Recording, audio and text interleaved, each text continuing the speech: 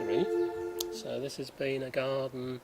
The house was built in the 1920s, and when it was built in the 1920s it had a very big garden, and the garden goes back about 120 metres from the road, and until very recently it was run by the previous owner as a commercial nursery, so he would sell plants and produce to people who were going by in the street. And we've lived here since 2000, and we've kind of changed it from a nursery more into a garden, although we still do grow lots of fruit and vegetables, and we do still sell a few things. So you can see there's like a standard suburban house, which is fairly typical, and then this part is a fairly typical suburban garden. So it has the kind of ornamental flowers that you would probably find in the average British garden. And then beyond this area, it kind of changes and widens out into a much bigger garden.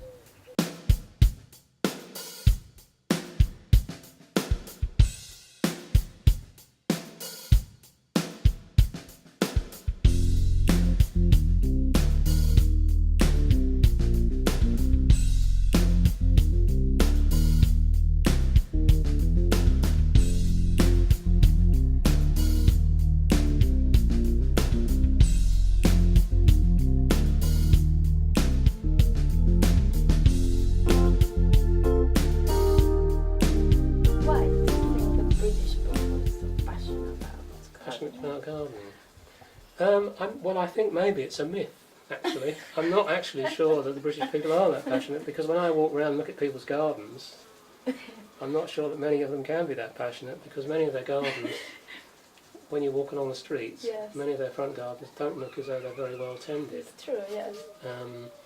But I think there are some people who are very passionate about their gardens, and I think it's a number of things. I think it's partly because we have a climate which makes gardening relatively easy most of the time. I think it may be partly a tradition, and I think possibly there's a class thing here. I think it's a very middle class activity, gardening, so I think that may be a factor in it. Yes. And I suppose that was more a working class thing, but that's tended to diminish since the later years of the last century. Yeah.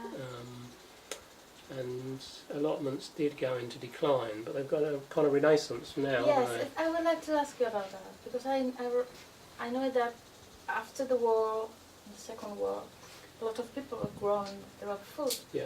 And probably after that was not so popular, but now it's in cities, well, in the big city, in London or even another city, a lot of people start to grow their own food. So, do you think what's the reason for that? I think there's a number of reasons. I think there's been a lot of concern about the origin and the purity of food. So quite a lot of people are concerned about where the food comes from. So I think a lot of people feel that they should grow their own because they know what it's going to be like.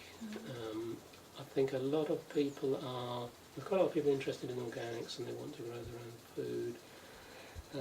I think a lot of people with children feel that if they feed them organic food or their own food, it will be better. And I think just in the last few years, I think quite a lot of people are doing it because they feel they'll save money for economic reasons. I think they might be wrong there, because actually, unless you do it on a large scale, yes. if you do it on a small scale, I don't think you do save any money actually having an allotment. But I think that some people think they can save money and that they can supplement reduce their expenditure on food.